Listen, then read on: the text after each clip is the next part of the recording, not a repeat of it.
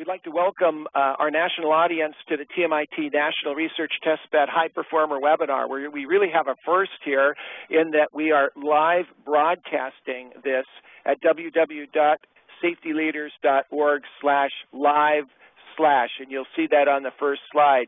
Now, I want to warn everyone that this is an experiment for the first time, and those that do not want to do the live stream, just follow along our typical webinar as we have on the web link, as we typically do. We're going to have a poll this time around and invite our national audience to actually help design an exciting new project, which is a patient champion speakers portal. We're also filming this live so that you can, I'll toggle back and forth and let you all know when you could go to the live stream, but I recommend most audiences just to follow along the webinar the way we typically do, and at a certain point I can direct you to watch the live stream, and after the webinar you'll be able to watch our team here in Laguna with the dialogue. And with that, Kyle, please take us to our first slide. So what I'd like to do is welcome all of you to this program, and this program is Matching Speakers and Seekers, and I have two wonderful people here with me in Laguna Beach and a terrific audience of reactors who are also co-designers of this speakers portal we're proposing today to help hospitals and healthcare systems find great speakers from the quality movement of consumers and patients and families and caregivers and experts who we really need to have come and talk to our hospitals, especially in light of new contractual requirements of our quality improvement organizations and new emphasis by the Centers for Medicare and Medicaid and great organizations like the Blue Cross Blue Shield purchasers and other purchasers that are now really energizing an audience of consumers. So what I'd like to do is go ahead and advance quickly through slides. I'd like to welcome our national audience that now includes many healthcare consumers and patient champion advocates from multiple sectors, and we have two wonderful representatives here in Tricia Torrey with me, next to me at the table, and Reggie Holiday. And what we'll do first is I just want to go through a couple of housekeeping details. The first thing is that if you're on the WebEx webinar, which hopefully most of the audience is, the live streaming will be something you can look at a little bit later during our broadcast and then look at the whole video later at a later time. But those of you that are on our typical webinar, make sure to get your audio function up to the highest level on your computer, and down in the bottom part of your screen you'll see that there is a webinar sound volume, and you want to make sure that that's the highest that you have. My next slide is slide 4, and I'm just reminding you to go to safetyleaders.org, www.safetyleaders.org, to download the slides. We'll have a transcript done within 3 business working days, and we're really excited to be doing a national web broadcast, but also recording it. So those of you that want to see the audience or see our studio broadcast team here, you'll be able to watch that from safetyleaders.org. And when you click down from our landing page, you'll be able to find the session overview, and in 3 working days you'll be able to get the transcripts and also be able to watch them. Now, the exciting thing is we also have some terrific social media experts here in the room with me who are going to teach all of us old fuddy-duddies in the old healthcare quality movement how to use social media. And Reggie Holiday and Tricia Torrey and a bunch of advocates in the audience, and they're tweeting live right now next to me. And just want to remind you to look at the screen, and you'll see the hashtag for Safety Leaders and PTSPKR, and also our Facebook page. And we'll really be calling on these wonderful experts that are here in the room with me to teach us really how to leverage social media to get the job done.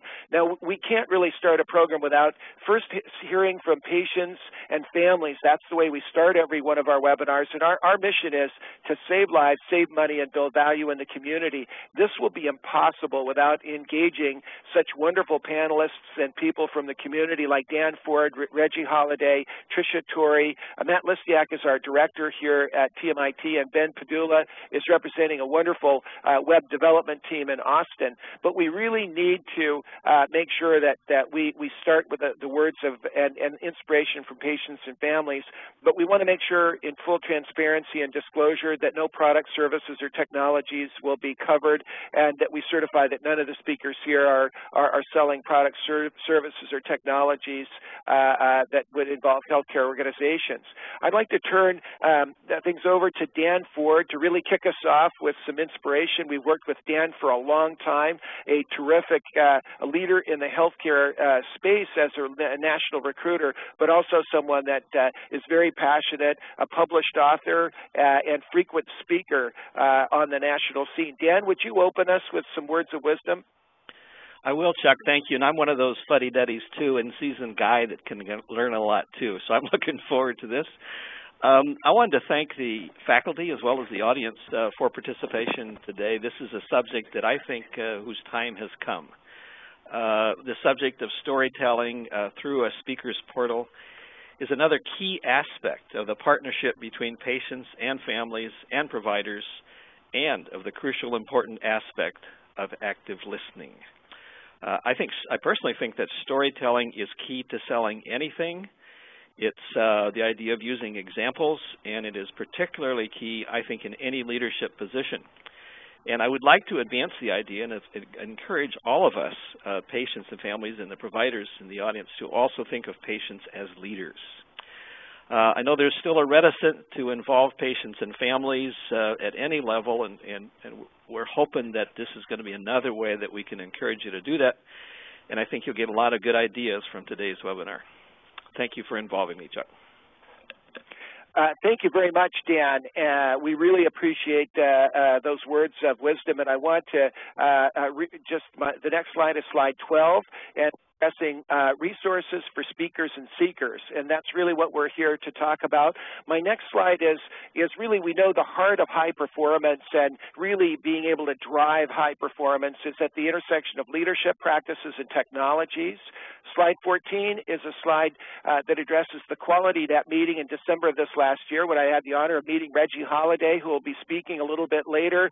And we have recorded that entire meeting of 3 days, as well as a transitions in care meeting that covers readmissions that are all assets on safetyleaders.org. The partnership with patients is a call to action for leaders, is an article that's just been released by the Journal for Patient Safety. It's available on our website, and this will be available, this article will be available to this audience on safetyleaders.org for download, and we'll have this available to the entire audience. It has a copyright authority. It addresses the story of Reggie Holiday and the story of the National Partnership for Patients.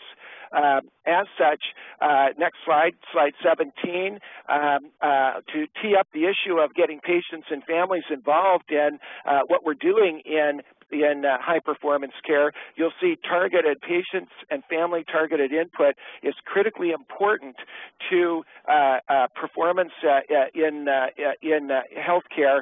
And this graphic on slide 17 addresses the power of house stories on slide 18 of patient stories. When we tell patient stories, we can galvanize the head and the heart and move the hands to action. And our audience regarding the portal we're going to be describing today really leverages the opportunity for patients and families to tell those stories. The chains that seem to bind us are those that remind us that they drop powerless behind us when we really put the heart, soul, and energy in what we're doing. Slide 19 addresses the fact that we've been constrained by conditioning, and frequently I use the metaphor of elephants. Baby elephants are chained to things when they're little, and later they think the chains hold them in place, and yet they have the power to break those chains.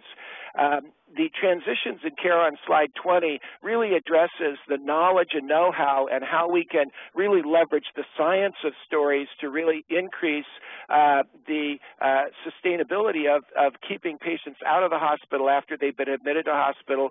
Terrific assets for our speakers as we move forward. So as I close my introduction to the other speakers, I draw your attention to the National Quality Forum Safe Practices for Better Healthcare. This report on slide 20 on slide 21 addresses the 7 structural areas of the practices. And I want to draw your attention on slide 22 to safe practice number 1, which addresses culture and leadership. The 6 national priorities of the Priorities Partnership on slide 23 come right out of the National Quality Forum Safe Practices, or synchronized with them, that define and explicitly state that patient and family involvement should be involved in the leadership of hospitals and healthcare organizations, clinics as well, because they apply to all of our healthcare facilities across the nation. Slide 24 explicitly states that we need to seek direct patient input and have a structure in place to obtain direct feedback from patients about performance of the organization. This has been built into the new QIO, Quality Improvement Organization's contracts. On slide 25, patients and families representing the population served should be included. So as I close out this section and address just an example of the kind of materials we'll provide to our speakers, and I want to draw your attention to Chapter 9 of the National Quality Forum Safe Practices for Better Patients, co-written by Dan Ford and other patient champions. Chapter 9 has addresses where the family members can be actively involved and ties to the practices. I'm going to ask my studio to put on mute the other speaker, because we're going to get an echo to the national audience here. As I proceed forward, I'm going to conclude with an example area where our speakers and our caregiver speakers can address a recent challenge that we have in healthcare. The CT scan burns that have occurred to patients using CT scans, the focus of imaging and how critics are slamming in yesterday's USA Today, Reggie Holiday, in fact, shared with me last night that USA Today yesterday is hitting this issue of radiation exposure. Slide 29 addresses an article that will be released in September or early October, a consumer's checklist, Is My CT Scan Safe?, where we'll be providing a checklist and actually a package of video, of PowerPoint slides, and a peer review article that addresses the risk of CT scans and other x-rays and compare them to things that we do every day, using cell phones, eating a banana, having exposure when we go on an airplane across the country, or when we go through security at an airport. And we're going to address the issues of the right study through the right order, undertaken the right way, with the right report and the right action. This package will address the 3 rings that are on slide 30, which are technology, practices, and leadership. So as I close, I just want to draw your attention to the fact that our CEOs and our leaders are absolutely, that it's absolutely defined in these national standards that they be addressing these issues. The new QIO contract actually states that our quality improvement organizations have to drive individuals to be bringing forth patients, families, speakers to be able to drive what's going on in the hospital and actually drive them to solutions.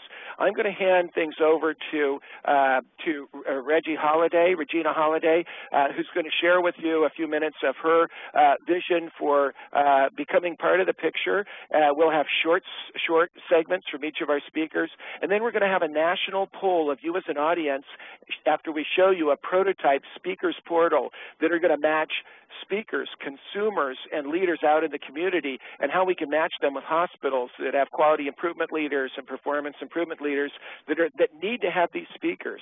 So, Reggie, we're going to ask you to go ahead and speak now. It is such a great experience to be here today and speaking once again on a webinar with Chuck.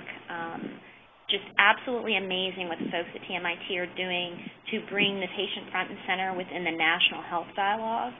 I'm so glad to be part of that. Next slide.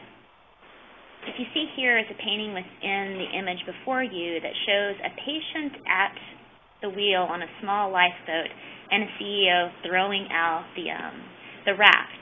And this is an important part of the painting because for many years, patients weren't considered really part of the solution of what was going on within healthcare. And there were a small group of us who kept talking about the desperate need for patients to be involved in conferences within boards and hospitals.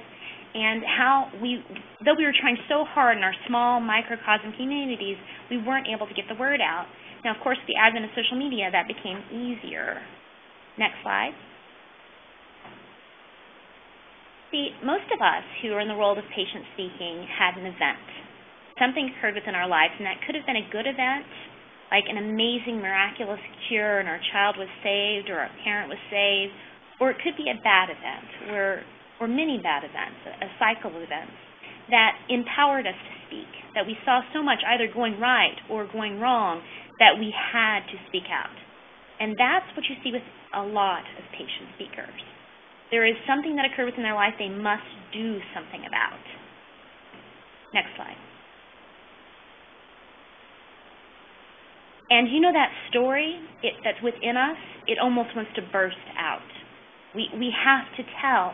We have to help others so they can have good health outcomes, so they can have good lives, so we can save them even if we couldn't save the ones we loved. And, you know, that powerful story, that comes from within us. And initially there may be anger, but as we work through that anger, we get to a point of love for our common man and how we cannot see others suffer like the people that we have seen suffer. Next slide. So, we do a very brave and scary thing. We step up on the stage. And we often do this all by ourselves. There is no organization behind us. We do not work for the government. We do not represent a facility. It was just us. And we sit there like a child in the light. And the light can be beautiful and oh so very frightening. And there, we bare our souls to you and tell you what happened. But then we take it a step further. We take it to where it could be if we all would work together. Next slide. It can be a bridge. This painting that you see before you is the back of a jacket that Tricia Torrey actually is wearing today. Because you know what she is? She's a patient speaker. And you know what she does? She bridges communities. So she helps patients talk with doctors. And she hugs them and holds them and explains to each other their viewpoint, their life, and their love. That's what we can do. Next slide. And if you let us in, if you let us speak and share that story and bare our souls, stand in the spotlight, tell the tale, and change the future, well, you can have a new day of love and care. And that's what the Patient Champions Speaker Portal can do for you. So we'd like to thank Reggie for speaking very shortly and so powerfully, and most people don't know your story, Reggie, so when we get to our Q&A and our dialogue, we'd love for you to share that and where your passion comes from and how you use art to move the heart and the head and move them to action.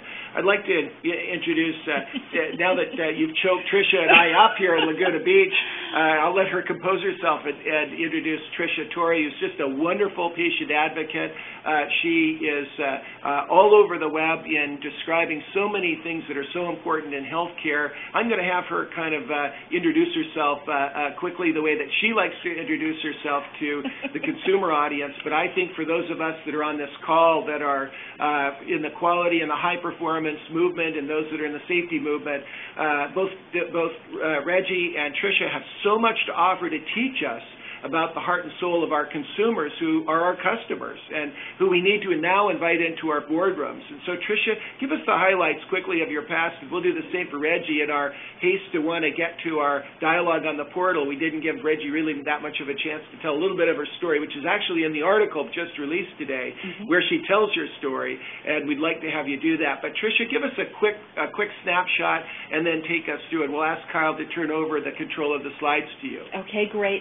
Chuck, I'm so thrilled to be here, as you know, and I think among us and maybe among our audience members, there are people who, like me, believe everything happens for a reason, And people should know that just a couple of months ago, the three of us met in Washington, D.C. I had never met you before. Reggie and I, of course, had known each other for a while. And you said to us, what can I do to help patients? Patients have stories to tell, and I know they can be useful to the environments in hospitals and facilities and among healthcare organizations. And instantly we said, help us get the word out. Help us put together an organization where we can be reaching out to those people who can make a difference, because we come from this place. Now, I'm not nearly so eloquent as Regina is, and I'm not going to choke anybody up either. But I'd like to say that one of the things the reason I do what I do is because I was misdiagnosed in 2004. I was actually told I had terminal cancer, and I expected to die within a few months, except that I knew there was a disconnect. And without getting into the whole story, ultimately, I figured out that there was a disconnect. There were good guys and bad guys. There were good things that happened, and there were bad things that happened. And in the end, I asked myself, what on earth was all of this about? Because I didn't have cancer. I knew that I needed to get the word out and learn more about what had happened in the environment and why things had gone the way they had. And that's how I actually developed my expertise. Prior to that, I was a marketer and a school teacher. I didn't know anything about healthcare at all. And now I speak not just to patients, but also to providers. I speak to industry people. I speak to all of them. And it's about improving the system together, working together, bringing patients in as a part of the conversation, because, in fact, we can help. And that's going to take us to some of these slides. I would say to you, suppose Ford never listened to its customers. We'd still be driving that little machine you see right there. And suppose we never learned from our mistakes. And, of course, we see Amy Winehouse, who never learned from her mistakes. What if November never came? And this is certainly true right now as we hear all the things going on in Washington and the mess that has transpired with the debt ceiling in particular. And what if our parents were right?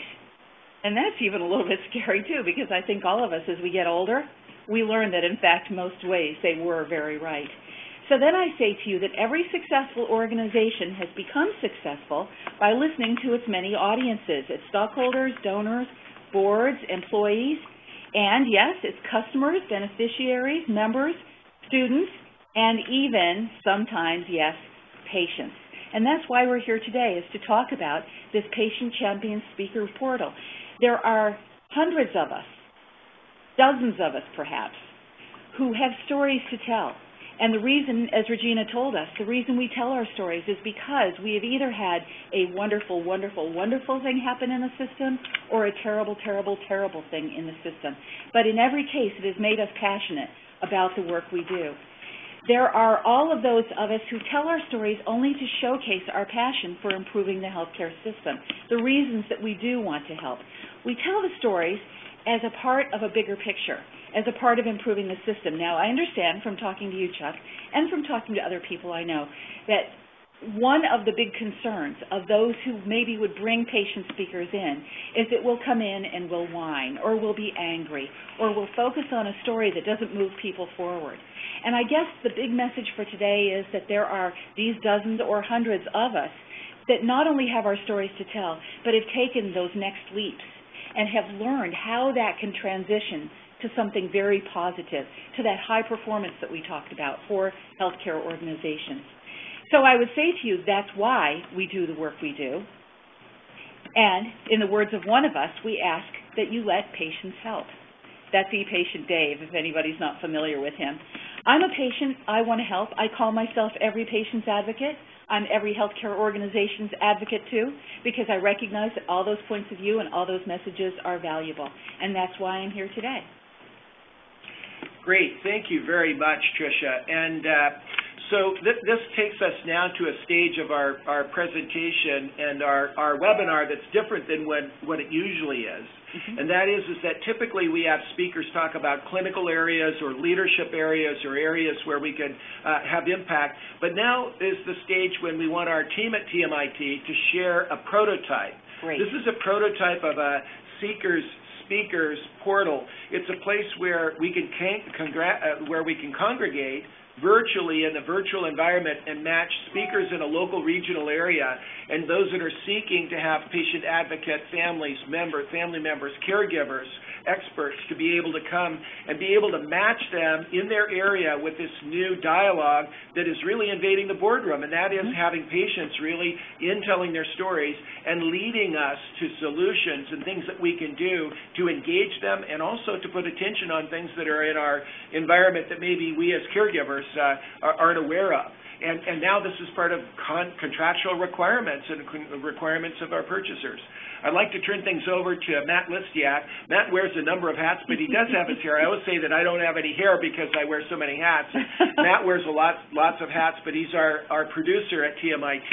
And if he's not on the road shooting the Blue Angels or the Navy SEALs or at the Brigham and Women's Hospital deep in the bowels of the pharmacy area or the Mayo Clinic or Cleveland Clinic or where else. Or even in Washington where we all met. We all met and we shoot videos for our Discovery movies.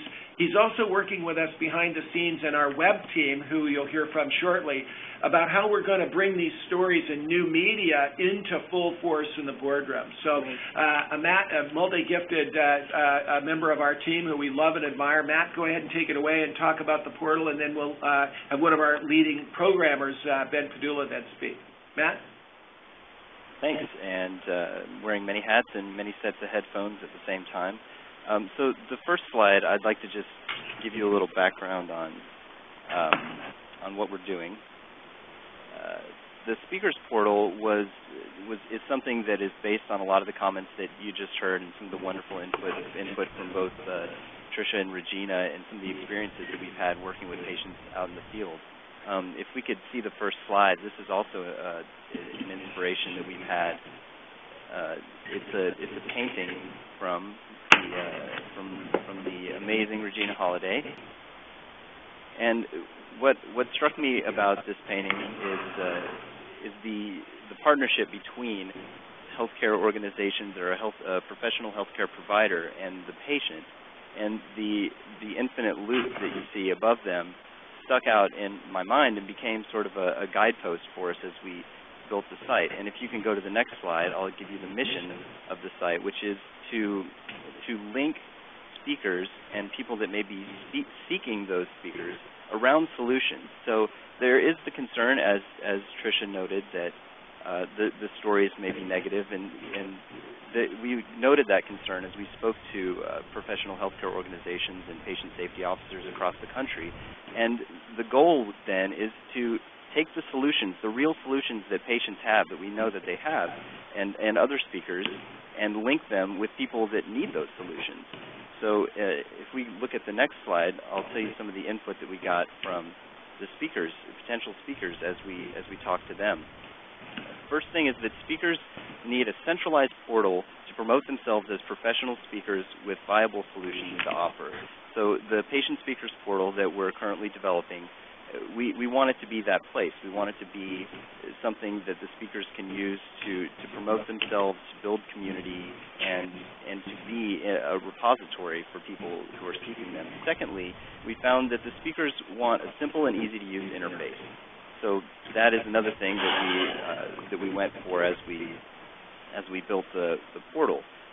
Third, they want the ability to integrate with the social media. As Tricia and Regina are extremely active on all forms of social media, we need to make that a part of the portal because it's an integral way to reach people. Fourth, speakers want to receive feedback and reviews, as well as post testimonials from organizations where they have spoken. And we found this to be true on both ends. And when you see the seekers' input, you'll see a lot of overlap in these. I think people want a lot of the same things out of the portal, and they're pretty simple concepts. So to know that they've been reviewed, to know that they have experience in those organizations. Fifth, they've emphasized the need for a robust search function for both seekers and speakers, the ability to find the people that you're looking for under a number of different ways, topic, name, location, honorarium amount, whatever it is, just to be able to find those people quickly and easily. And finally, one of the main inputs from speakers is that speakers feel that they would benefit from resources and training about how to improve the impact of their message. So as we go forward, we want to build this.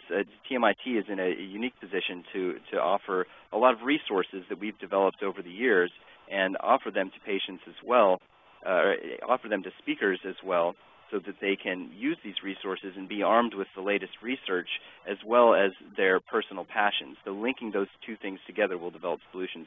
And if we go to the next slide, we'll take a look at what some of the speakers gave us input about. And these are people that would potentially hire the speakers. The speakers, first of all, want to hear impactful stories. They do, but they must be paired with positive solutions. There is a concern, as has been noted, that the stories may leave a negative tinge or may leave a level of helplessness. And the thing is, when people come with a story, they have a solution. They just don't know. They don't always know that they have a solution. So when we pair them together, I feel that the impact will be even greater. Secondly, they want the speakers to have verifiable experience partnering with trusted sources, and this was really important to the speakers that we spoke to, so that they could verify, well, has this person spoken at a healthcare organization before? And that couples in with the third example, which is examples of those speeches. So we do a lot of video production. We want to be able to make that available to help speakers have a resume, if you will, that's built on actual speeches that you can see. And fourth, seekers wanted a user-friendly search function. They said critical. I heard that word used a couple of times in some of our interviews, and so that links exactly with the speakers' input as well. And finally, the seekers want to be able to read and provide feedback and reviews for the speakers, which is a wonderful feature that we're integrating as well, so that you can read reviews of the speakers, you can find out what they're really about before you start to engage them in potentially coming to your organization for the speech. And so that's just the background of what we're trying to do, linking speakers with people that may be seeking them around solutions to really drive some positive outcomes in healthcare. And with that, I'll hand it over to Dr. Denham. Basically, the backstory, and we wanted to really get to the portal, and so we have rushed through a lot to just introduce this concept. But I had asked Reggie Holliday and you, Tricia, and the audience that were in Washington, if there was one thing that TMI could do to fill in and close a gap, and we are honored to have Reggie become a TMIT Fellow for this year. How could we leverage the know-how and knowledge and desire of being able to use new media and also be able to have the greatest impact for the folks that are involved in wanting to get involved with their hospitals in a local way. And Reggie, without hesitation, said, we need a speakers bureau or a speakers portal or something to connect those speakers with those that are calling her. And people are calling her all the time to come and speak, and all over the United States, and we're looking all over the United States to help the wonderful people that are on our reaction panel to meet a need. And now there's a much bigger need than there ever has been before that is an absolute requirement that patients and families meet with boards and meet with hospital teams. Now there's an incredible need, and we need to match them up. And so without hesitation, that's what Reggie said. So we said, okay, we'll build it. So over the last couple of months, we've been interviewing speakers and seekers and benchmarking other portals that are used to match seekers and speakers to figure out how we, at zero cost, could provide linkages between the people that need people to come in and speak and want them to speak and those that want to speak. But really part of the backstory is then how do we prepare both of them, which is the next step. So this step today is really to address design. What are the requirements? Here's a prototype. We don't have it baked. It is not finished. We're going to show a working prototype that we got started, kind of a simulator, if you will, of what we'd like to build. But we have a poll that we're going to conduct shortly after we have Ben share more detail about the portal. So Matt, I think, did a great job of addressing, here's what our research showed about the customer and about the market. Ben's going to show how it works, and then we're going to open it up to our reaction panel and hear from Reggie and hear from Tricia about the dialogue while we do the poll so that we can kind of tee up a few of the issues as we ask the questions. So Ben Padula is a wonderful fellow that is one of our leaders at TMIT, and he's going to address the design that he and Joe Pelucci, who's also there, and other members of our team, including a lot of folks that work with them, Laura Slayton, and a whole host of folks contributed to build this prototype, a working start, if you will. Ben, take it away. Well, hi, everyone, and thank you, Chuck, for the privilege of addressing all these lovely people. I can't see you, but I can imagine you. There are two things I want to share with you today. The first is to have the honor of being the first person to show you what we've been working on, among many other things, over the past 2 months, the Patient Champion Speakers Portal. And it's a simple but very powerful tool where we offer pre-vetted and recommended patient champion speakers and give you all the information you need to find the right speaker. And secondly, I want to give you a little behind-the-scenes glimpse of our development team here at TMIT. So let's jump right in. So this is the site. As you can see, it's I think it's simple and straightforward. At the bottom, you can see 4 of our launch speakers: Regina Holiday, Sue Sheridan, Dan Ford, and Tricia Torrey. There are others you'll see in a minute. And across the middle there are those 3 sections where we wanted to provide, at a quick glance, some information to somebody who may be landing on the site for a first time. Maybe they're looking for a speaker. Maybe they want to learn more about the site. And as you can see, the search box, something that Matt said we heard was very important, is front and center.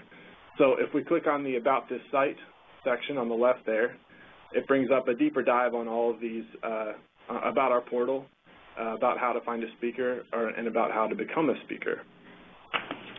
Right now we're not accepting speakers on the speakers portal, but we do have a separate repository that I'll show you a little bit later where anybody can sign up, but they're unvetted speakers. So next, let's go click on speakers at the top there, and this takes you to the search page, which shows all the speakers by default. And these are our launch speakers. This is our search page, and these are a lot of our launch speakers, and we're really excited to have them be a part of our portal. And these are people we already know and trust, and they're really great people. So let's try a search, and we'll go back to the home page, and we'll type in TMIT as a keyword, and we'll click search. And from the home page, can you click search? There you go. And here are all the speakers that match the TMIT keyword search. And they may have TMIT as part of their bio or somewhere in their profile, and so they've come up. And then also beside the search button, you can see the link that says Advanced Search. If we click on that, that'll pop down this section that has city, state, and topic for now, for starting out with. And if we want to see, for instance, the speakers that are in Washington, D.C., we can select those from the box and click search, and it'll bring up the speakers. We have 2 right now. And of course, the advanced search will become a lot more powerful and valuable as we add speakers from organizations that we trust. So I got to the advanced search, and that's what we're showing now. And the advanced search will become a lot more powerful as we add speakers. But next, I'd like to click on Regina Holiday and show you a speaker profile. And here's a speaker profile. She has complete control over all of her personal information that's displayed here. And let's look at another profile, Sue Sheridan. And she has complete control, again, over all the information that's displayed, including contact information. They can also put in links to social media, as Matt has mentioned, if they wish, in whatever section they choose. And also, as with Regina's profile, you may notice that there are some sample videos down at the bottom there. And so when you're getting to know the speaker, you can look and watch a video of them giving a presentation, and you can kind of know what you're getting, which is a fantastic speaker in this case, of course. So next we'll click on the Need a Speaker link at the top there, and that takes us to a little deeper dive on how to use the site to find a speaker. And if you can't find a speaker on our site, you can use Speaker Link. So if we click on over to Speaker Link, I'll show you that. And Speaker Link is a separate speaker repository for non-vetted speakers, and it's open for anyone to join or use to find a speaker. So next we'll go back to the Patient Champion Speakers portal, and let's click on the Speaker Videos tab at the bottom there.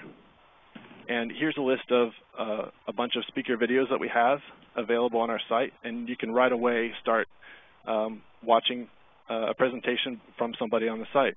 So we'll click on one, and here's Regina Holiday giving a wonderful presentation fairly recently, I think. And so we'll go back to the home page, and that's the Patient Champion Speakers portal that I wanted to show you. I apologize for the audio difficulties that we had there, and I hope you all can hear me now. So next I wanted to share just a little bit of a behind-the-scenes look at our team.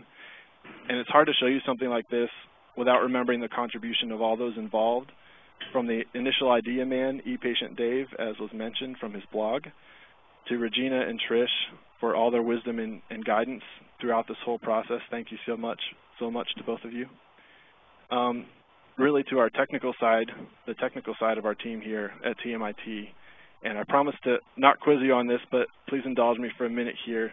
There's Matt and Colin out in Laguna Beach, and they have not only helped drive our research for this tool, but they also handle our entire video repository from shooting raw footage to editing to uploading to labeling to cataloging. They do that all out in Laguna, California. And then here in Austin, there's Joe, our Director of IT and Senior Developer. And I'm also a developer. I work right alongside with Joe. And he's more of a back-end guy. I'm more of a front-end guy, so we make a great tag team. There's Evelyn, who's sort of a Jill of all trades, if you will. She works with our images in Photoshop, does her share of coding and programming and pixel pushing, and she's our first line of quality assurance in the midst of all her other duties. There's Dane and Brian, who handle many things, including graphic design and Photoshop, heavy lifting, as well as video editing, and they also get to exercise their coding skills quite often. Our two-person QA team with Ann, our resident grammarian, and Rod, who's a stickler for the details, and we appreciate him for that. And last but not least, there's Laura and Kyle, who are putting on this webinar today. And Kyle handles all the technical aspects like a pro, and he's also our network administrator at the same time. And Laura, who handles everything else webinar, from the organization, communication, promotion, execution, customer service. It's a full-time job by itself, but somehow she also makes the time to help us with our web content and almost single-handedly wrote up all the content you will find on the speakers portal. So I know that time is short, and I wish I could have shared more about everyone because they're all special and unique individuals. And really the best way to describe our team, I think, is that we are a family. And I shared all of this with you because I want you to know that at the end of the day, just like patients, we are all people just like you who really do care and really do want to make a difference. It's just that our role looks a little different. We all want you to be successful. We're cheering for you, and we absolutely want to hear both your encouragement as well as your criticism. And once launched, and even today, please tell us what looks good or what's working well for you, as well as what's missing and doesn't work for you. And you can email us with your comments, questions, concerns, and suggestions. We may not be able to respond to everyone, but I want you to know that we take seriously any help that you're willing to provide for us. And so that's kind of a behind-the-scenes glimpse of our team here.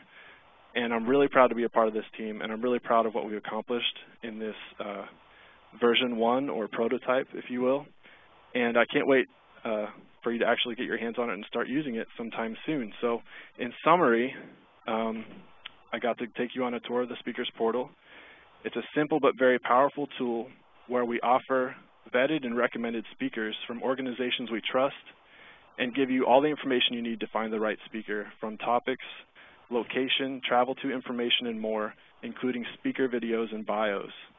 And also I got to show you SpeakerLink, which is a separate site where any speaker can join to gain exposure. And a little glimpse of our great team we have here at TMIT. So that's all from me. Thank you. Thank you, Ben. To you, Chuck. Thank you, Ben. Good job. So So we're going to move to the design phase of this webinar, because the audience that are on are a unique audience in that they know that this is regarding a portal that will serve them, and I think we have many new folks that are on. And what we'd like to do, and we're going to have Kyle direct to set up a poll for those that are on the webinar right now, and in your lower right-hand corner of the web presentation, there'll be a series of questions that we'll go through, and we'd like people to respond on the Likert scale. And Kyle, if you can, and I think you have made me now directing this. Reggie and Tricia and I are here in Laguna Beach. We have some reactors that are on a panel. We're going to move very quickly through the poll, and I'm going to show a number of the slides and just add a couple of comments to each one as we have people record on the poll in the lower right-hand corner. So on your screen, we'd like you to vote on the things that are most important to you. And so the scale is the Likert scale. You strongly disagree if it's a 1. You strongly agree if it's a 5. And then your intermediate votes are there. So the first issue is we heard from a lot of people that it's important that speakers provide written references or contacts at sites where they've spoken. How strongly do you believe that that is important? And again, Likert scale, 1 strongly disagree, 5 strongly agree. Second question, verifiable speaking history. Now, this is kind of hard to do for people that haven't spoken before, but it's really important to many of our healthcare organizations that there's a verifiable history, that they know that they're not buying a pig in a poke, and that somebody has actually gone out and spoken and it's been a good experience. I always recommend, and folks that are on the reactor panel here and others, if you haven't done that as a speaker, join Toastmasters. It's the fastest way to kind of get in front of an audience and get the skills down, and if you haven't started doing it, you can start doing it. And one of the ways is to volunteer to talk at your local hospital and just build a history of speaking in front of your church group or another group. The next question is speaker locale. It's really important to a lot of organizations that they get representation from somebody in their region or their service area or in their state because of cost. Or sometimes they want somebody who isn't local because they don't want to be having My next point is that they want somebody to come from somewhere else to say, how do you do it in the East? And it sounds like you're either more progressive or less, or you want to hear more about maybe from a teaching organization, or many teaching organizations want to find out what's going on at the front line where they don't have doctors that are employed. Next question, speakers' fees. It's important that speakers' fees match their level of expertise and market rates. And we're not recommending that speakers go speak for free, and many hospitals would wish that they did, but really people have to support themselves, and you really get what you pay for. But there's also needs to be some balance. And there really is kind of a water leveling area where speakers, of rates for speakers that are fair and proper, and we want to make sure that that happens at TMIT. And again, free portal, there will be no fee for this. We're giving this as a gift to the community. As Ben said, there are many people building this behind the scenes, and all of us would like to give this as a gift to the community. Provision of QI resources. It is important that the speaker can direct their audiences to tangible quality improvement resources. You heard that from Matt in that all of the interviews, it seemed, they said, we'd like to have somebody come and tell a story, but we've all had an experience where someone comes and tells their downer story, which is important to hear to galvanize the will and get the heart in motion. But all of them want to hear someone come in and say, here's the story, here's a broken system, and here is the National Quality Forum Safe Practices, or here's the Joint Commission requirement for this, or quality improvement organizations. I'm here because you need to hear from patients and you have a quality improvement program and that kind of thing. So again, Likert scale, 1 to 5 there as well. Yes, should we also say that among those people who are speakers who are listening today, for those of them who have not been able to take their stories yet to that next step, we're going to supply some help for that too. Exactly. So we envision once we get the portal up and operating, as Ben said, it'll be a prototype for months and months. There'll be many versions of it, but we'd also like to be able to have training packages and things like the CT scan and safety and radiation, or medical records, or health information technology, a great passion of Regina's, and there are great things we'll ask Regina to talk about in terms of the ONC and other things that there will be. It's important that speakers' messages relate to specific NQF safe practices or hospital-acquired conditions, and this would include the new Partnership for Patients that's articulated in the article that we're now making available off our website later today, the PDF that tells Regina's story. The next question is direct experience with healthcare harm. Is it important that speakers to you seekers that this be someone that has had that experience? Because we have many caregivers that want to be speakers, and many of them, I know of almost no caregiver that doesn't remember an event that they were involved in. I know I remember mine where an error or healthcare harm occurred, and so is that important, though, to this audience? Next question, do the messages relate to patient engagement? It is important that speakers' messages relate directly to hospitals engaging patients and families in quality initiatives. Why did we put that in there? Because the QIOs, the Quality Improvement Organizations, contractually now have to help all the hospitals in their areas do this. And we're now seeing these requirements, and as I led off, they're in the National Quality Forum Safe Practices. The guiding audiences to solutions. It is important that the speaker can tell their stories and guide audiences to solutions, not just the story. Again, that same point. You're getting it loud and clear, those of you that want to be speakers. Go in, tell your story, tell whatever needs to be tough so that it is heard, but make sure that that story gives hope, draws attention to an area that can be fixed. Creates the bridge. Creates the bridge. And this is what we found with our Discovery Channel movie, why it was so successful, was we talked about broken systems, we were clear, we were transparent, we talked about tough issues, but we talked about solutions and gave you role models. Customization of presentations. Some of the seekers say that they believe that they would like a speaker to come and talk about their story, but Regina, would you talk about how that could help us with our program with IT or our program with medication management? So is it important for you seekers that the speaker not come in with a can talk, but actually adjust it to help you with an initiative? We hear that all the time. No affiliation with a commercial product. Conflict of interest is absolutely a trust killer. And so it's really important for those of you that are speakers that if you're affiliated with any organization that sells a product, service, or technology to healthcare, a pharmaceutical, a device, or whatever, that be fully transparent, and that many seekers will not want you to speak, and just be aware that might be an issue. Pending legal cases. Is it important? It's important, and I'm getting feedback from our team that I'm moving too rapidly. I'm kind of watching the time because I want to have people interact. So, passing notes. But pending legal cases. It is important that the speaker does not have any medically related pending legal cases against a provider. And I just want to make sure everybody knows that you can fill out the poll asynchronously. It is important that the speaker does not have any medically related pending legal cases against the provider. So, Kyle, go at the rate you need to get the votes so that I don't go too quickly. But I do want to give our reactors a chance to speak. Provision of slides and resources. It is important that the speaker provide distributable slides and resources from their presentation. We hear this all the time. If you go in with no slides or no article or nothing that you can actually give as a leave behind, it isn't as good as having that. Tricia, maybe you want to mention that you see that as well. You're nodding here. Absolutely. And I'm asked for it all the time, and often it's in my contract that I will leave behind whatever my presentation is for future use.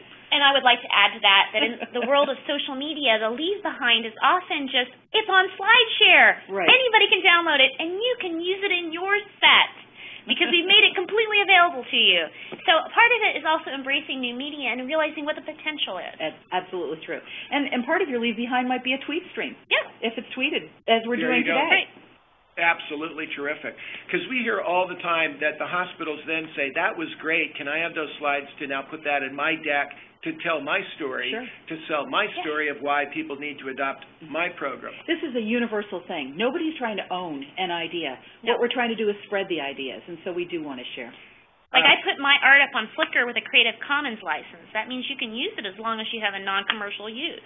So if you find an image that just speaks to you, that tells this story and would make the audience understand that this is what we need to do to move things forward so people have great health care, then you just go and you use that. And that's what part of what we're trying to do here, is just spread these stories so all of us get great health outcomes. Right. Great. And then the next question is archived presentations. We hear all the time, can I go back to where Regina Holiday said this and that, and can I go back to where that video clip might be? And that's where our team is putting video repository together, and something we call that on the portal, there are two different kind of components to it. One is the vetted speaker, who is recommended by someone who has some references and has a body of work that is there, and then it'll take time to actually get lots of people on that portal. We didn't want to have people wait, but we wanted to make sure to make connections, and that's where one feature of it will be Speaker Link, where we haven't reviewed anything. There may not be references, but my name is Chuck Denham. I want to speak about XYZ, and I live in Austin, Texas. And it's a place to get started. And it's a place where everybody can get connected. Right. Now, in the future, though, with our speakers on the portal, we want to have archived presentations that are available. Next question, professional and quality improvement. It is important that the speaker is a care professional, nurse, or administrator involved in quality. We call this a seeker-speaker, in that this might be someone who wants to have patients and families come in, but that they want speakers and families to come in, but they also want to go speak at other organizations. They may have a story to tell themselves. And so how important is it to this audience that we have speakers that are caregivers? We hear that an awful lot, and they come in over the transom, and frequently I try to say, have you ever thought to have a patient advocate or family member instead of somebody who's in the quality improvement area? But frequently you need both, and I recommend sometimes to get two to go in and have a team of a patient and family member and a caregiver from their organization. Comment. That's what I was going to say, Chuck. You know, all of a sudden it occurred to me, why not do these in teams? Sometimes that can be the most valuable way to do it. It brings in those different points of view. Great. Next question. Direct involvement in an incident. It is important that the speaker is a care professional who is directly involved in a preventable healthcare harm incident. Now, why did we ask that question? It's because one of our National Quality Forum Safe Practices is care of the caregiver. We recently had a suicide in Seattle of a nurse who was dismissed after an event. We recently have, and we are going to be sharing this, physicians who have now blown the whistle on themselves and actually now are in print and in blogs and out saying, look, I was involved in an event. Here's what it did to how I practice medicine, and we don't have time to go over it today, but we'll have that kind of material available. And they're starting to find out how liberating it is for us to actually say, look, I was involved in a wrong side event. I know the event that I was involved in when I had a tech come into my office and tell me that we missed a block on a spinal cord of a patient in radiation 20 years ago. I'll never forget that day, and although I didn't make the error, I'm responsible. I'm the captain of the ship. How did it change my philosophy going forward is a message. And so many of us need to hear caregivers come and say, here's what it did to our organization. The next is nationally endorsed speakers. It is important that the speaker is endorsed or certified by a national organization involved in healthcare. One way that we know that we can populate the portal rapidly is with the body of speakers out there that no one knows are out there. Right. And so, for instance, we have the AACN, the American Association of Critical Care Nurses, have family members that have come in and spoken to them. We don't know them, and they have a track history. So we've asked AACN, can you recommend people that could be on our portal? And that allows us to extend the vetting process to say, here's somebody that has spoken at 3 organizations, here are the rave reviews, here's some written references, take a look at their slide set. Wow, that gets somebody in the next place very, very rapidly. So the question is that important? We think it is, but we'd like to hear from this audience. It is important that unvetted or new speakers are added to a different registry until thoroughly screened and approved. And this is SpeakerLink. This is what Ben talked about at the end of his presentation is we don't have the back office. He rattled off everybody involved in building the portal. We really don't have the staff to create a zero-cost portal that vets everybody. Right. So the way to deal with that is to have SpeakerLink rapidly up so that we can connect people and then build out a portal that had more of a vetting process. And we should mention for speakers, too, that there will be an application process. It's just going to take some time because we're all doing this for free. Right. Exactly. Between the many other things that we do. Yes, and we do a lot. The few things that these guys do. I won't tell you, it was dizzying to find out their travel plans to get here today and to leave tomorrow. Video samples of speakers. It is important that the Speakers Portal provides video samples of each speaker in action. How important is that? We know in the professional speakers portals like Washington Speakers Bureau, where they sell that as a service, they put up video clips, and they've asked me to be on it, and I agree to do it. But I donate honorarias to our scholarship program. I was honored that they asked, and then when I went on their bureau, I saw there are video clips and a way to learn more about the location and that kind of thing. But how important are video clips? Verification of patient safety knowledge. It is important that the Speakers Portal verifies that speakers have basic patient safety knowledge. Why is this? Because the majority of the measures that are tied to payment and certification today are patient safety measures. Trish and I recently had a discussion about the fact that this is a much bigger area than safety, that all of us are championing improved high-performance care. However, a number of our organizations say, look, I'd like to have anybody come and inspire me, but they need to know that they're going to help us target HACs, hospital-acquired conditions, or they're going to target something that's part of the requirements of the Joint Commission or whatever. So we want to know in this question, is it important to you seekers that they have knowledge and that we can authenticate that they do? For instance, a training course on the basics, that we can take a speaker that doesn't know anything about safety and we get them a boot camp so that they can feel comfortable that they at least know what those things are. And they learn how to apply their story to those initiatives. To those issues, correct. Next question, satisfaction scoring. It is important that the Speakers Portal provides prior audiences satisfaction scores, such as a Net Promoter Score. That's how we measure our score of our webinars. And today was an experiment. We crashed together streaming video with a poll, with live discussion and multiple phone lines, and I'm sure those are things, people need to understand, those are things in the experimental process. But as we are moving forward in our webinars, we always look at our Net Promoter Scores. The 9s and 10s mean everything. The 1s to 6s are a ding, and the 7s and 8s are even. It's a great score, and we think that some kind of a measurement like that could be helpful. What I'd like to do is stop for a moment. We're at 11:06 our time in California, 6 minutes after the hour. This allows us, and I rushed through the questions. I'd like to have Kyle put up the slide, please, with the assistance of Laura, the link, so that if you felt like you were rushed on the poll, you can log on to a survey link, take your time and fill out the poll, fill it out again. You can also see our live broadcast at www.safetyleaders.org/live/. We'd like to make sure that you have the opportunity, and if you could, Kyle or Laura, jump on and just tell us any detail that there would be after the Q&A on how people could fill in the poll later, and then you all that are really driving our social media approach, send that link out today to people to be able to share that poll and fill it in. But I'd like to stop now, and I'd like to ask our reactor panel, who are wonderful, to react to what they're hearing. These are wonderful people that are speakers that started just the way many of the audience does, and the way you did, Reggie, is they had an event and they began to speak. And so I'd like to ask Jenny Dingman and then Dan Ford after Jenny. Jenny, would you kind of react to the idea of the Speakers Portal you're seeing for the first time?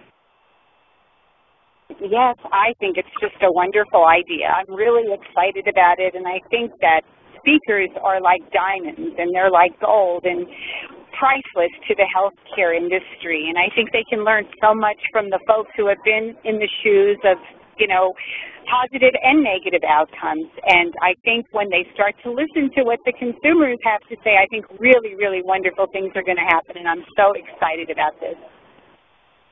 Dan Ford, you wear two hats. You're a leading executive in healthcare search but you also have been an accomplished speaker that scores very high, as Jenny does, in satisfaction. I have sent seekers to you for years, both you and Jenny and a number of our, what we call our listening team of patient advocates.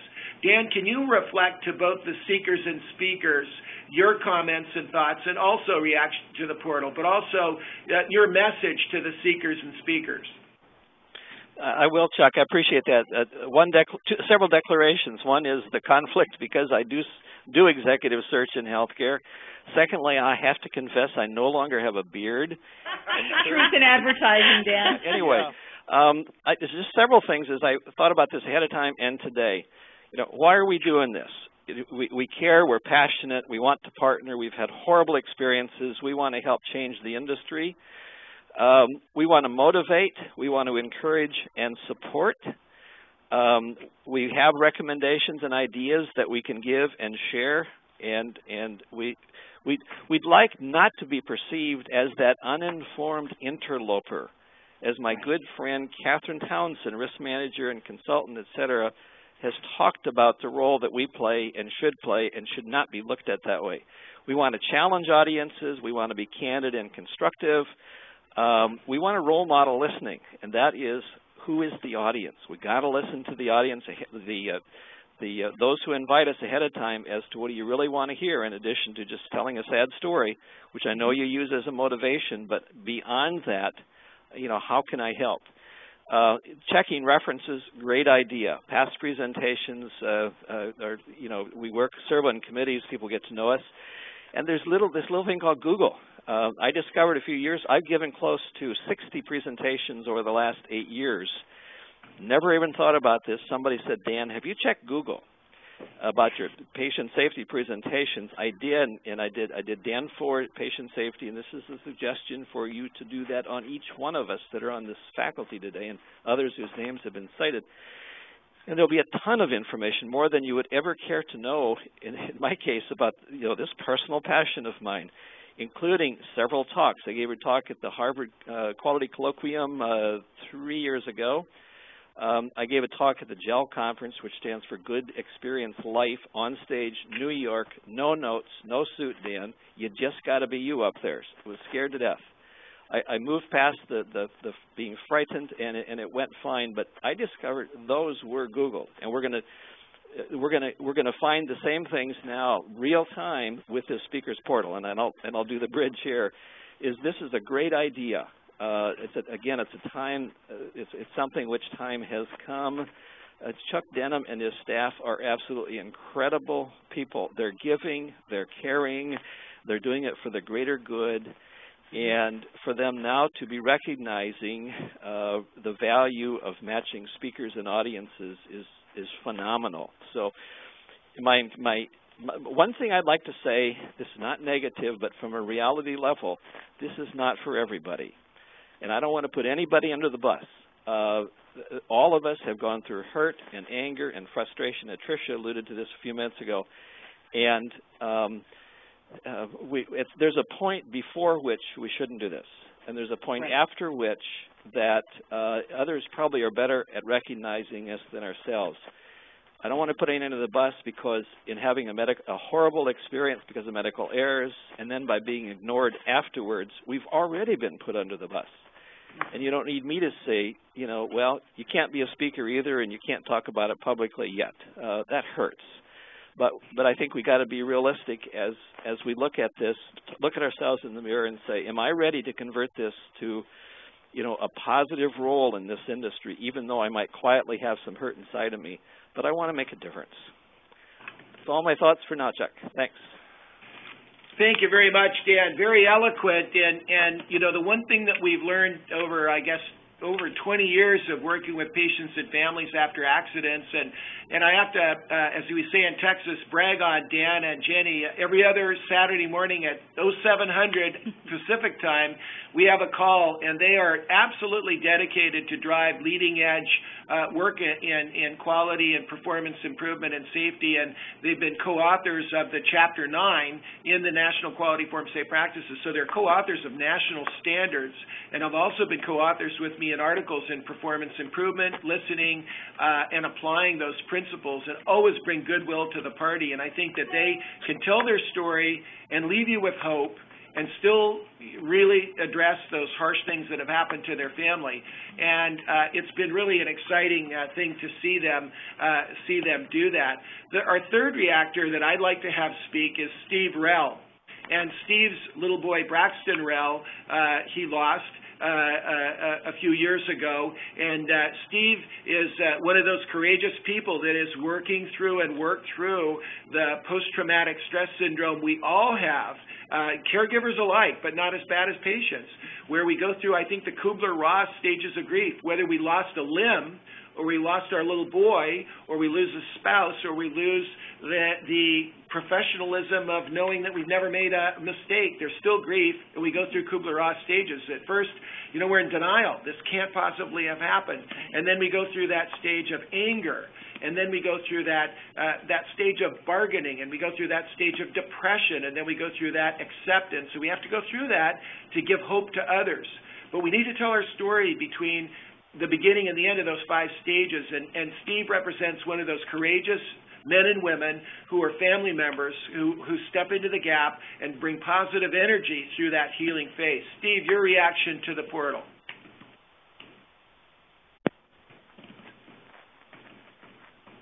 We know Steve I talked to him earlier today, and he's in a remote area where there's been a lot of rain. And Steve, when you come back on, or Kyle, if you see Steve come back on, let's give Steve a chance to speak. He was anxious about his phone line, a Real Pro, and called us this morning, but he's in a rainy area where his lines are not good and his cell may not be working.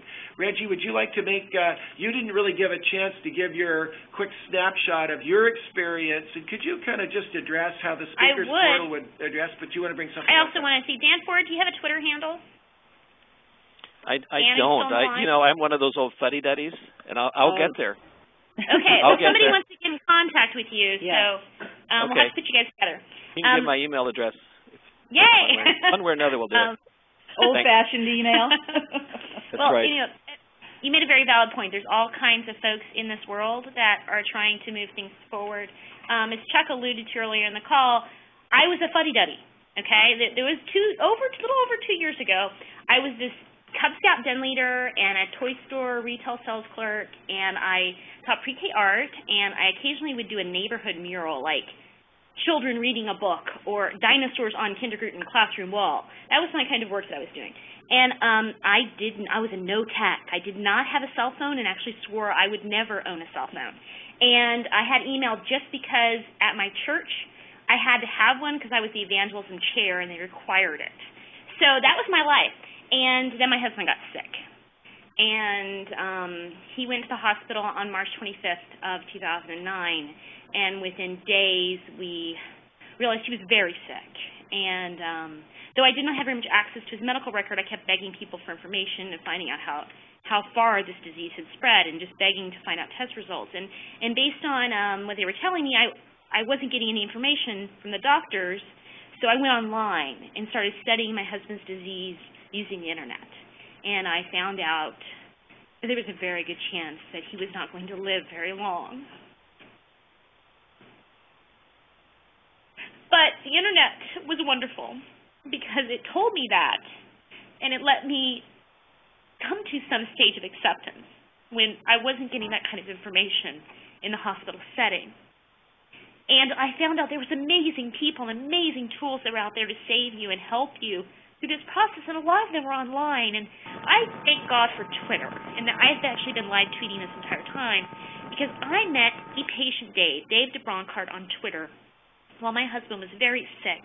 And Dave survived the kind of cancer that my husband died from, and they were almost the same stage upon diagnosis as well.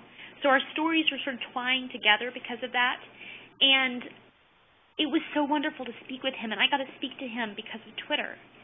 So I really love social media and how we can outreach to others using it in this amazing worldwide network. And the beautiful thing is, even if you don't get on, or other individuals that are part of this call aren't part of that social media web, well, you know me, and you know Tricia, and you know Chuck, and because you know us, guess what? You're part of the web. Because we talk about you, and there's that beautiful thing called Google, right? So once we talk about you, even if they can't find you on Twitter, they can find you on Google. So it just is about making a bigger and bigger network. So we really want everyone to be part of it. We want the fuddy-duddies. We want the tech gurus. We want everybody, because when we talk about massive change within healthcare and creating high performance within healthcare, we're talking about everybody joining the team. And there is no part of you that isn't important in this. You could be an artist, you could be a poet, you could be a rap singer, you could be a street artist, you could be a person who writes code. You are valuable because you are what will change things. And the thing I say constantly again and again, we are all patients in the end. There is not a person who's hearing this call right now who is not also a patient. It's a matter of putting that patient front and center and looking through that prism at every single thing we do. And that's what, when you bring a patient advocate into the room, that's what they do for you. They recenter the entire crowd, and you stop being the CEO of the company, you stop being on the board, you stop being the person who's EMT tech, and you instead become you as a patient, your child as a patient, your mother as a patient, and it changes your world. Tricia, thoughts? Oh, wow. I don't know how I follow that up. I've heard Regina tell her story a handful of times, and every time it's just the same. It chokes us up, and then it helps me remember that belief that you can take something like that, and when you start to apply it toward helping other people, not only is it a catharsis for yourself, but it turns out that there's this big ripple effect and that you can have a positive effect on so many others. And that's actually what all this is about, Chuck. I thank you from the bottom of my heart for bringing this to the world, because you have somehow managed to do something that all of us patient speakers have wanted to do for a long time, and that is congregate our talent into one place to then reach out to people who can actually use our expertise that we've developed, use the messages that we've got, use our stories in a very positive way. And that's really all I want to say is thank you. Oh, well, thank you all. What I would love for you all to do, and, you know, we were running behind on time, and now we've caught up on time, and if Steve Rell logs back on, we'd love to hear from him. I'd love to hear from the two of you that have been tweeting through the process.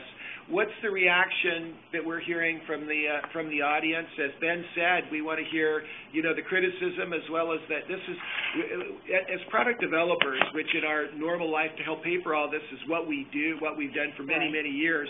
We know that we start sculpting fog, and things don't have shape, and they just don't see, they're amorphous. And then you start sloshing Jell-O around, and it's a mess, and it doesn't seem to hold any shape. And then we start getting the Play-Doh. It starts to get firm, and it'll take a shape, and you can see a shape and describe a shape. And then it starts to be like wood. You can put bolts into it and structure it. And then when it really has the test of fire, it becomes metal, and it's something you could weld together as a frame. And I think that all of these projects like this, you go through all those stages and then you rethink them. But what are the reactions that you're getting from your tweets, Regina? What are you hearing? It's been astounding. We've got Two Health Guru, which is Greg Masters. He's already been tweeting up a storm and checked the hashtag for this event and found that we've had over 19,000 reach. Mm-hmm. That's how many people are following what's going on. So to the fuddy-duddies, is that a big number or a little number? Well, I think it's a big number when you consider the environment we're in. Right. It's not like we're talking about what's going on in Washington and the debt ceiling and the war in Afghanistan. We're talking about an interest of a finite number of people, even though we actually eventually influence almost everyone on the planet. Yeah, I mean, it's just pretty astounding how many people are joining in. We've got James Project with us, and Mary Ellen Mannix has joined in. We've got Alicia, who's Stales, that's her handle on Twitter. She's joined in to this conversation. Matthew Browning is here. We've got Whitney here, Miss Wiz on Twitter. Yeah. I mean, it's just like, and they're tweeting and tweeting and tweeting. And during this conversation, they're doing amazing, like, telling people to pay attention to this hashtag, but also they've been troubleshooting for us. So when they say things to us like our audio quality is low or something's happening, we're responding like in real time. Yes, so it's just brilliant. This is what social media does. It allows for you to have that kind of quick time reaction that is hard in the traditional media. Right, and that's why really when you have one of these conferences or a webinar or anything like this, you should do both. It's important to reach both audiences because she's got much better mindset and crowdsource problems. I mean, it's amazing how fast success, you can solve problems when you get a large army of volunteers working with you. Well, as we go forward, the idea will be to get the current prototype that we have that has the speaker link functionality, so that we can get people to start to connect, to at least know who's out there. And we have to develop the processes and the principles and the core values and the transparency for the vetting process. I think my message to anybody who is a speaker, I would say, if you want to be a speaker, we're hearing loud and clear that there are seekers that want speakers, no question.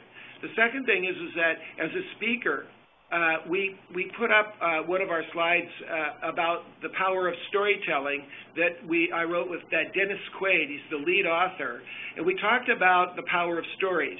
And I think brushing up on some of the how do you tell a good story? There are some wonderful resources. So if I were to talk to Jenny Dingman, who now tells a great story and is a great speaker, or Dan Ford 5 years ago, I would say read Made to Stick. Page 18 of Made to Stick by Heath and Heath says that the most powerful stories, and they use a mnemonic to remember it, SUCCES, simple, unexpected, credible, concrete, emotional stories. And that is what drives advertising. I would say that Heath and Heath book called Switch, which I've sent you, Regina, which talks about changing behavior and galvanizing the head and the heart together to move the hands to action, and the metaphor of the elephant, the rider, and the path. And to interject, when he sent me that book, I found it so important that when I was painting the jacket for the director of Meaningful Use, Josh Seidman, I incorporated that elephant into his jacket, and then he went up to an ONC, that's the Office of National Coordinator of Health Information Technology, retreat, where Farzad, who's in charge of that office, talked about Switch in relation to the jacket. So it became this incredible circle. Cycle. Right. So we're all talking in this amazing language of emotion and synchronicity and how we're all connected.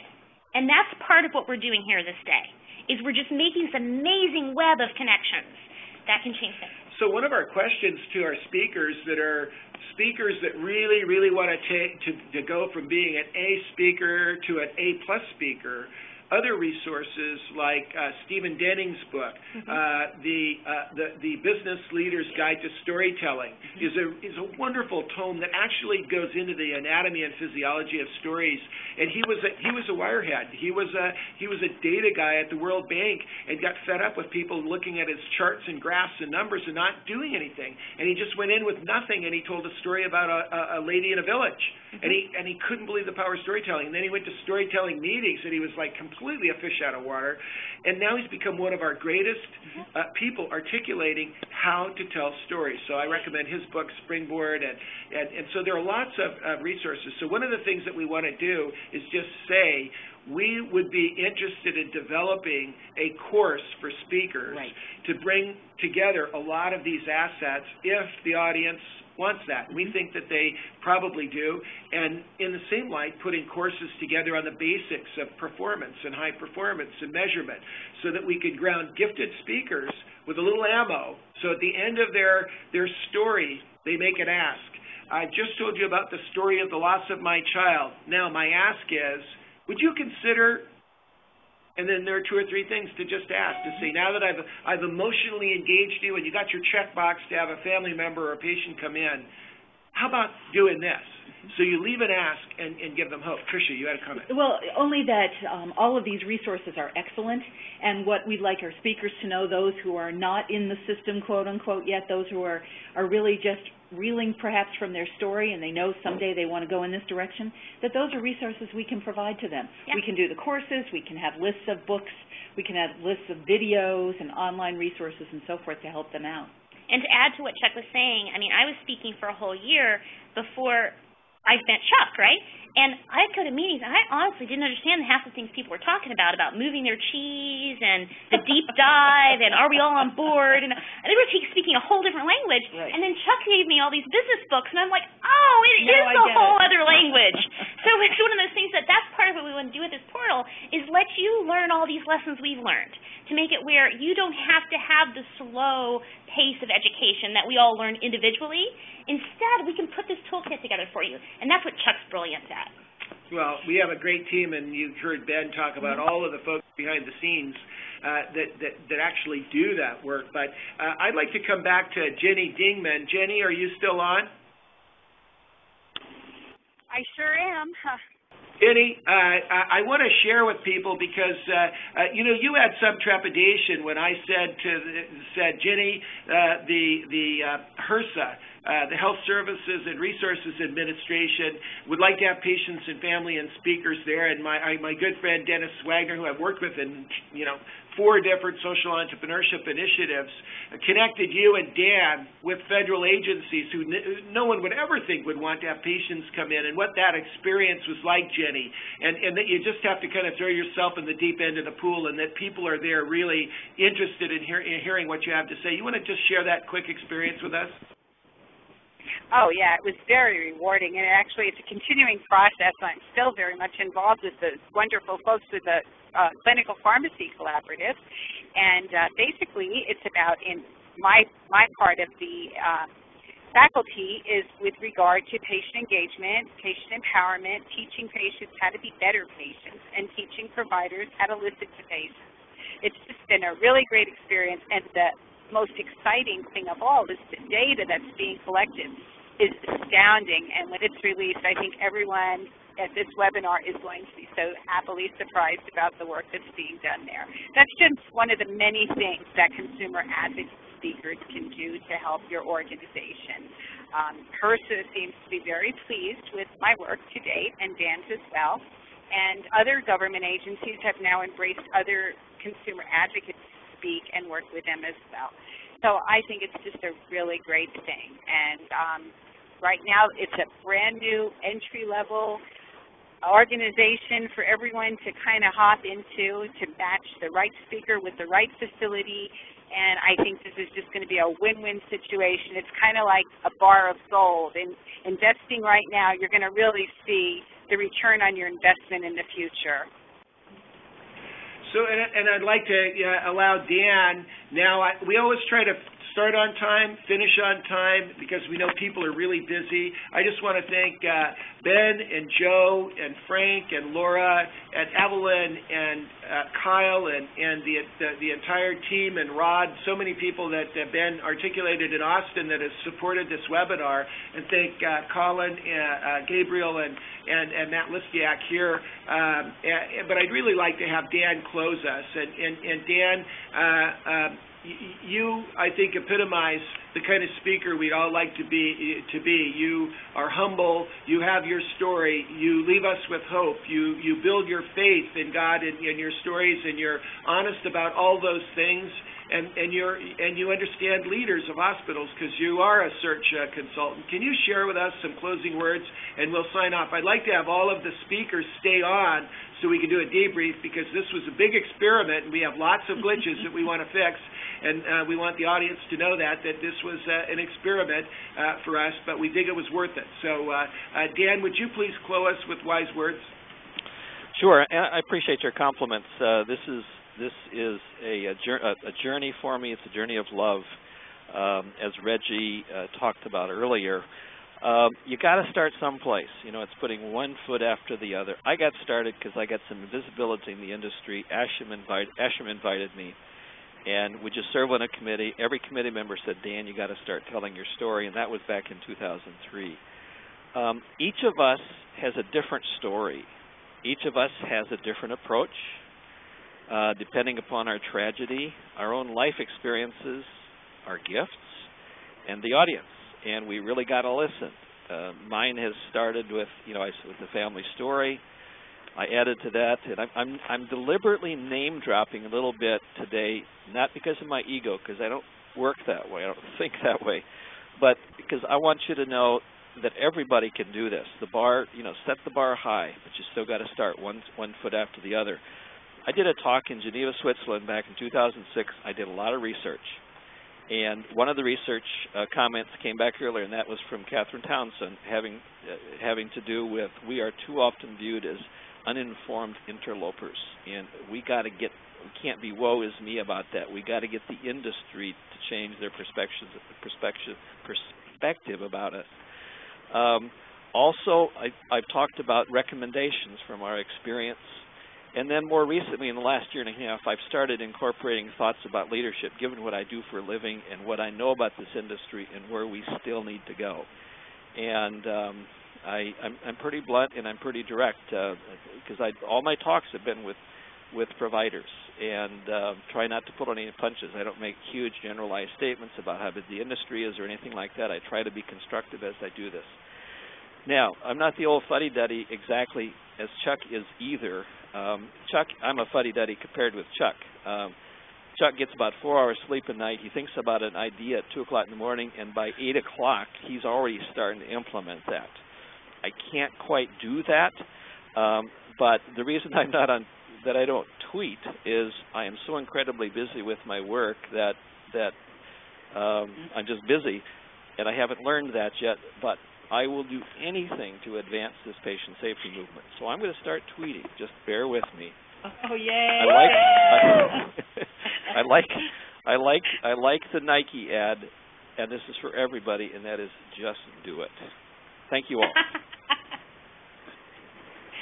Thank you very much, Dan, and we'll be posting the link to be able to fill out the survey. If we rush to it too quickly, trying to catch up to be on time, please go to the safetyleaders.org, and I'll ask our web team to put that link up at the landing page. And I see that for those that have stayed on the webinar, we have it up now, which is www.safetyleaders.org/survey. It's up on the web now, and I'd like the web team to put that up on the landing page so that you could reach it. That ends our webinar.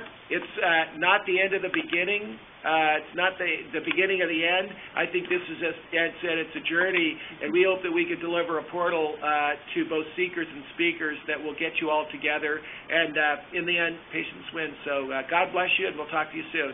That ends our webinar.